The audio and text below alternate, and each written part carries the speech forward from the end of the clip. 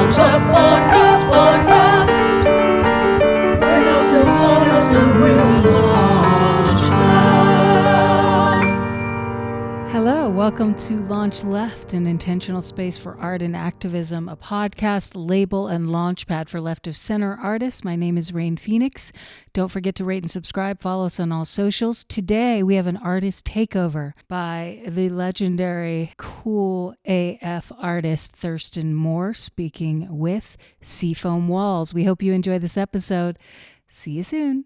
Hello, everybody. This is Thurston Moore here on this wonderful show. I have the honor of talking with Jayan Betrand from the incredible Miami area group Seafoam Walls, who are about to release their first proper LP on Daydream Library Series, which is a bit self-serving for me because I'm one of the partners on that label with Jayan Betrand. And yeah, we're only too happy to be releasing this record. A friend of ours, a mutual friend of ours, hipped us to your group, and we heard some of it, or Eva heard it first, and called me up where I was before I came down here, and said she had heard this incredible group. One thing led to the next, where we called you and met you and asked you to put a record out, just like that. It was very just sort of super local. And not really realizing how widespread the respect was for your band. We found that out subsequently. People started writing us as I can't believe you're putting out Seafoam Walls. They're the greatest group in town and all this kind of stuff. In 2014, I started to get a band together, and the first iteration of the live group was me, my cousin on drums, and a friend of mine who I had been in a band with earlier called The Bearings.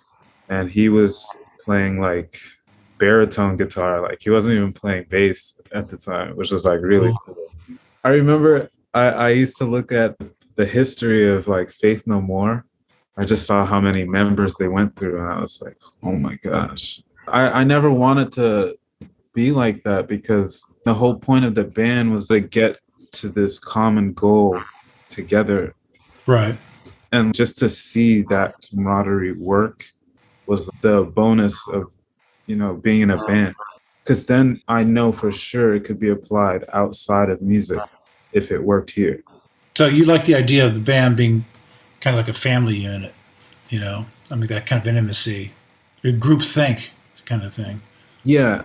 And, different people coming together and uniting under a common goal, putting in equal effort to make it, move forward.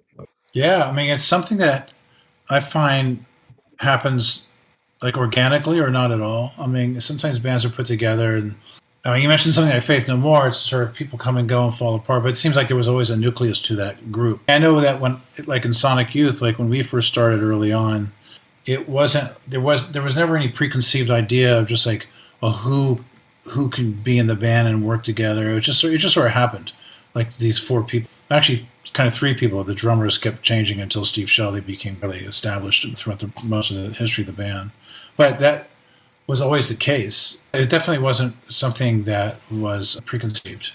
And so you realize you figure you do have this sort of shared aspiration, shared aesthetic, shared ideas, and it becomes unified. And so there's this unified voice that's happening between the members. And in our band, there was really no leadership per se, even though I might have been sort of the Leo of the group and being kind of the loudest or something like that. And there's a lot of dynamics of positioning, which is going to happen in a group no matter what, unless you're just the big boss man saying, it's my way or the highway. When I hear your music, I don't really get the sense thinking that's your personality in the group, because I feel like you're kind of maybe the founder and in a way kind of leading things to some degree, but it's sort of with this kind of benign sort of soft leadership where it allows this kind of group voice to exist and it respects that.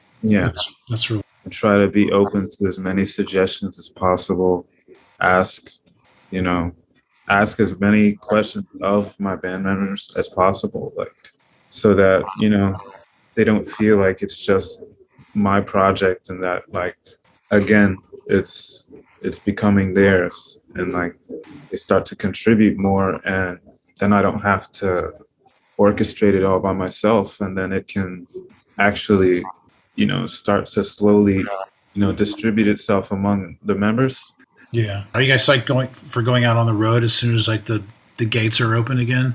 Oh man, I've never taken this particular lineup on the road, so it's all gonna be like a new experience, especially just taking it outside of Florida because the only tour I ever did with this band was within our borders. So we did like 5 cities and then came back home. But I'm looking forward to just getting the music out to. It's a hell of a time to start a new band with a new album and like. I mean, actually, that it's weird the way the timing worked out because the way things were going before and like the mindset that I had before, I would have tried rushing the next project. So when things shut down, it was like I was forced to like really take my time with this music. And I think that really helped knowing we're not just going to be able to all get in the same room and get it done quicker. Like now we're going to have to wait until this laptop comes in and your interface. And I got to record your parts at home and then send it back through emails and, be like, can we change this part or, EQing it without being etc. Yeah, but for this particular record, when I was skimming through the themes of the songs, it seemed like a lot of it was in reference to some of my experiences online too. Yeah. So it was kind of like that environment, but also some of the, I guess, the things that might make you question your place or what or who you are, that sort of thing. Do you feel like you need to address like certain sort of personal politics in your music, or is it something that you kind of want to maybe distance yourself from in sort of realm of domestic realm or something other than sort of whatever sort of harsh realities of the day kind of exist? It would be hard for me not to include my personal politics, just because I feel like that's what my music is like. You think you're like a Floridian for life? I would like to be, but certain things and certain people are making me want to move. You can't run away from a lot of the. I can try to run away from this governor at least. Oh, DeSantis. He's like a lackey of like the worst aspects of just like, like Trump idiocy. I think those guys are just so obvious in how they want to sort of just control this hypocrisy in America. I don't think that they have much going for them. They're going to have to sort of leave the building, because it's so disrespectful to just like the entire population of this state. It's really kind of disheartening, I saw this documentary recently. You might have heard of it. It's called Exterminate All the Brutes. It's by this Haitian director. It's a guy named Peck. And there was this graphic that they were showing in the documentary, and it was showing how Manifest Destiny kind of pushed all of these native tribes just further and further west until they barely had any territory left. And so I was watching some of the names of the tribes that were listed, and there some are names of cities that we have now or states.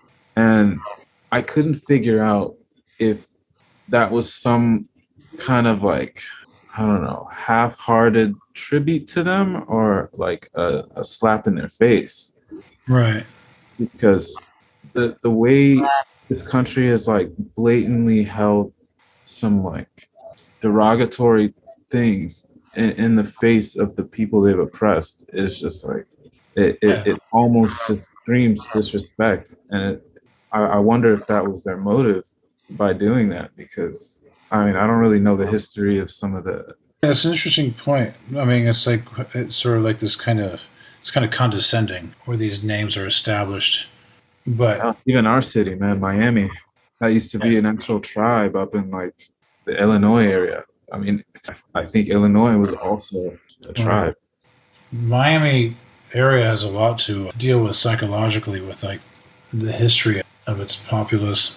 But I think all of America does. You know, these people who sort of kowtow to like this Trump rhetoric, you know, of just this kind of really antiquated idea of just white male control over this country. I mean, just over the psychology of the country. It's almost like something that we've grown up always sort of knowing or just sort of waiting for the country to sort of catch up with. Let's recognize this right now and deal with it and understand it. And it's sort of like, there was somebody I was watching the other day just talking about like this woman saying how she's being treated for depression and her clinical psychologist is like, well, let's deal with like what has happened in your past and your family. And that's how we'll get to the root of this and we'll conquer it. And she just sort of said, and that's what I realized is happening in the USA, is that it's like this family issue, and we need to sort of deal with the trauma that had occurred in it, and it's still there, and we need to go to it and sort of and deal with it. I noticed that a lot of people with progressive ideals aren't really that interested in power. They're just interested in progressive ideals. So it's not about like wanting to attain power per se. There's a certain strength in power, and that strength alone is sort of something that you see people clutching onto. And it doesn't have any intrinsically anti-humanitarian, I guess. Do you have a record player? Are you like strictly like digital? You got a cassette player? You got a 8-track player? Or any other obsolete musical formats?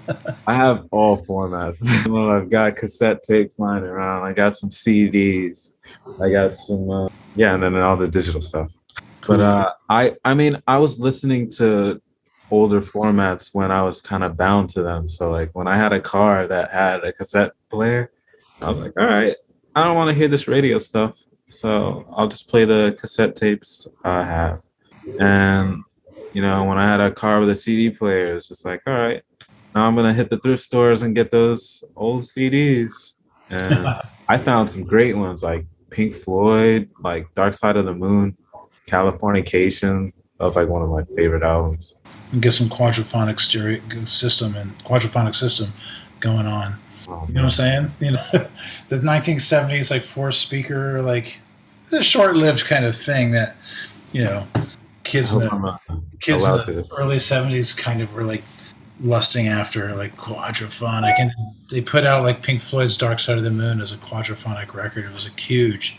Now I know what to get you for your birthday. There's like so much cool music happening that I think a lot of people don't get to hear outside of Miami, you know? So it's really super interesting to me, like, because it's like, it's a little hard to pinpoint, like, what exactly it is. That's why, like, you guys have such like a hybrid kind of thing on, which is, I think is like, that's like what it's happening here. Because it's like, you know, Miami has like sort of, it's like a hardcore hip hop scene, as a hardcore kind of weird noise scene, as a hardcore kind of like R&B scene, but there's also this whole scene of just like where it's more sort of a melange, like this kind of like other kind of music that's happening.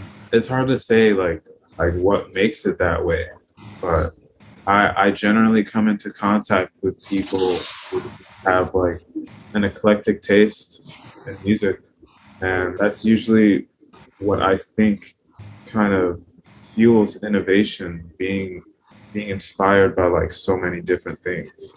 Because you're going to need all of those things as a launch pad to push whatever you're trying to push forward. Okay, Jayan. We've gone beyond our time limit here, so I'm not quite sure what that means. But, you know, time is a human construct, you know. Is it? I guess it is. I guess the clock is. Time is its own thing. Time is elastic.